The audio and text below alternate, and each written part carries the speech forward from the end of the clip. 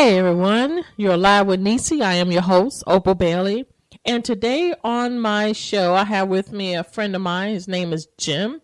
And we're going to talk about family matters, family things, and all the things that he endured in his childhood and in military life as well as his family life. So, hey Jim. Hi. How are you today? Good. Hey, Good thanks for coming on my show. Sure, good to be here.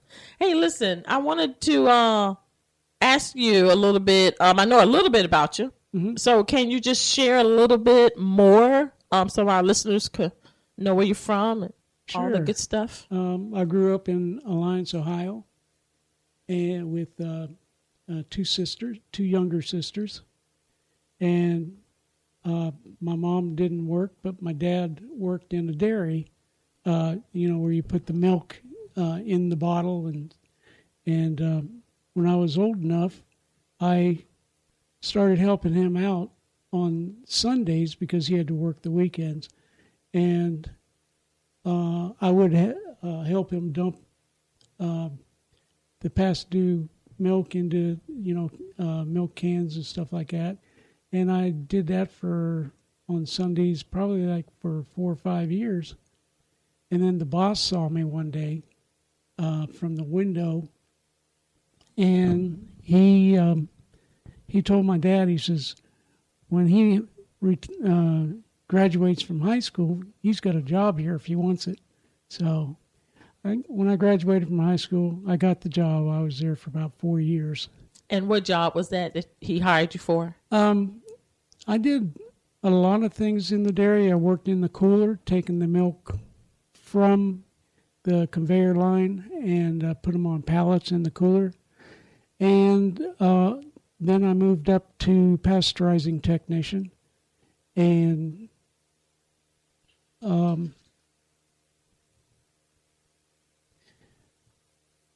pasteurizing technician. And so I had to make sure that all the milk lines were cleaned every night. There's about like 100 miles of pipes, and all the valves needed to be turned in the right direction and stuff like that, or we had a big mess if not. But I never had the mess, so I must have did something right. You was already talented. You was already fit for the job, evidently. Oh yeah. Yeah.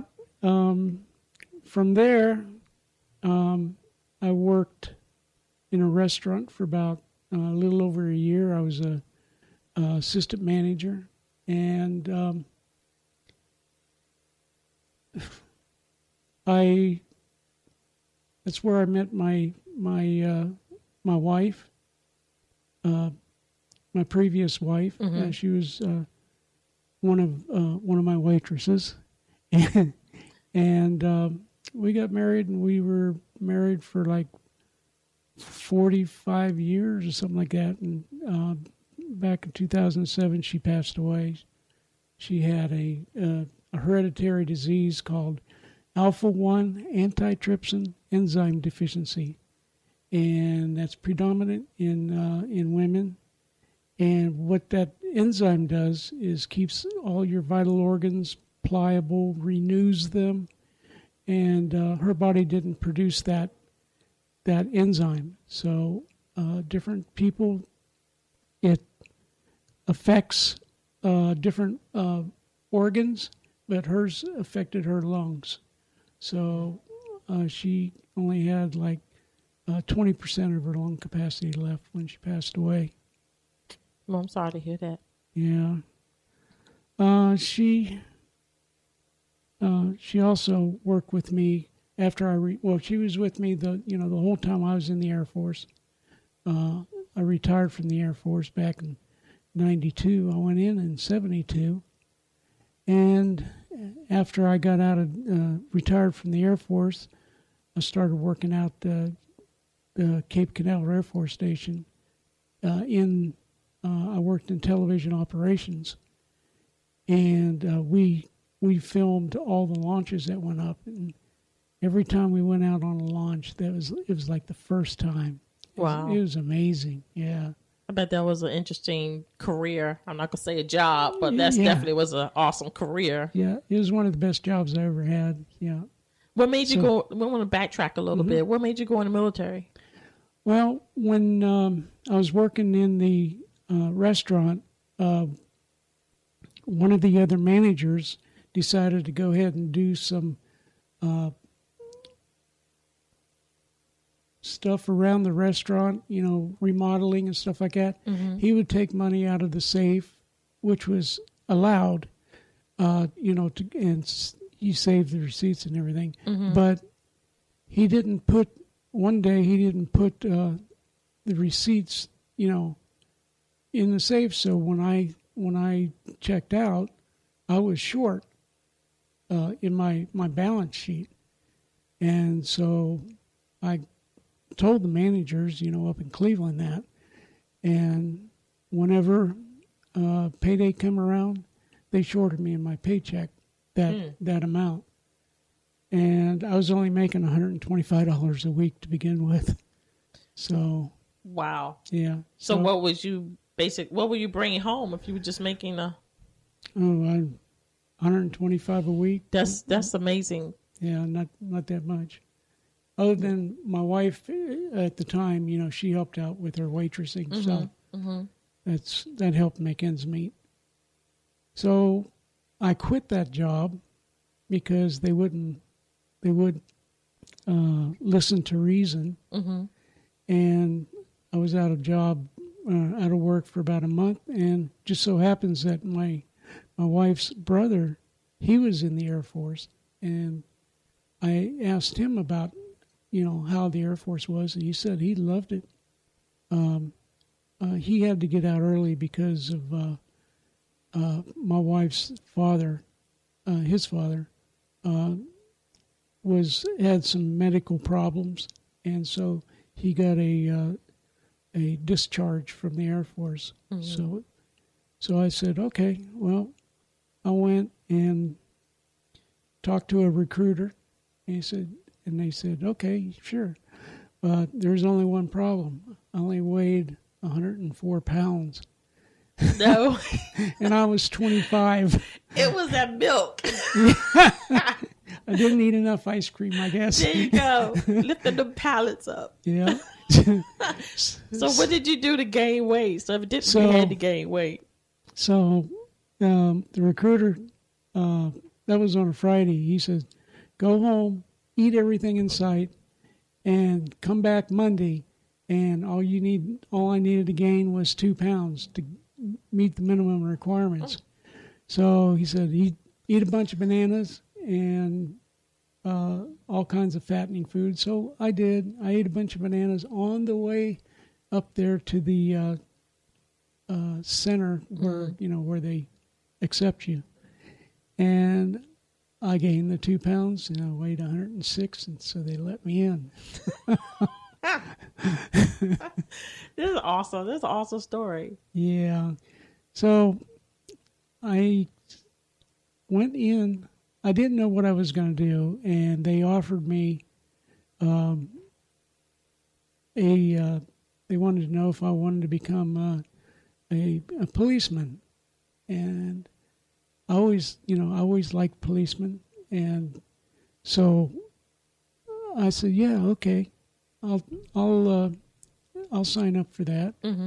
So I went out for 15 years. I was a security policeman. I went to my first assignment was in California, and I was there a year and a half, and then they sent me to Thailand, to where I was base security over there. That was in 74 and 75. So while I was there in Thailand, my mom, she got gravely ill, so the Red Cross had me come home. So I was home for about 3 weeks, and then I had to go back to Thailand to my duty station. So I was back at work for one day, and I was up in a 40-foot tower. that one particular time, and the patrol came by and says, "Come on down. Red Cross wants you home. Want you to go home. Your mom's, I guess, she's ill." So I flew back to the States, and it took me 2 days to get back to Ohio where my mom was. Mm-hmm. And I got there, and she was already in a coma. I went in, I got to see her and talk to her. And then I said, well, I was still in uniform from traveling, so I wanted to go home, grab a bite to eat, change clothes, and go back up to the hospital. So while I was at home changing clothes, my sister called and said that she passed away. So I was there for another 2 weeks for the funeral. And on the way back to Thailand, my plane broke down, of all places, Hickam Air Force Base in Hawaii. Wow. And I just so happened that my brother was stationed up on the hill at Fort Shafter. He was in the Army. So I called him. I said, "Hey, what are you doing?" He said, "Here reading the paper." I said, "Well, come get me." He said, "What? Where are you?" And I told him, and he says, "Okay, I'll be down in about a half hour." So I spent all that day and most of the next day before my plane was fixed, so I could go, travel. In Hawaii. Yeah, in Hawaii. I went snorkeling, went down, found that I could, I went with my sister-in-law to a fish market, and she showed me a few things. And drove down Leaky Highway. Everybody else says like, but it's not. It's Leaky. Mm. So I said goodbye to my brother and his family, and I headed back to Thailand. And that was in mid-July. And so from mid-July till mid-July of 74 till February 75, my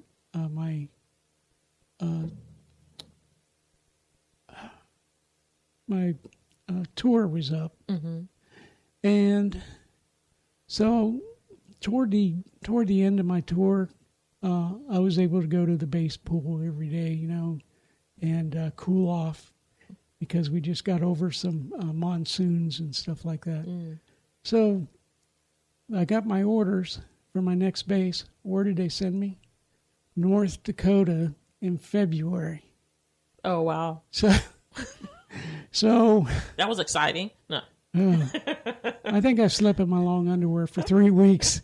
I mean, going from tropical, in February to sub-zero in North Dakota. Mm-hmm. Mm-hmm. And I worked missile security there in North Dakota. And it stayed pretty cold. I mean, summer was like from 8 to 4 on August 12th. That was it. Wow.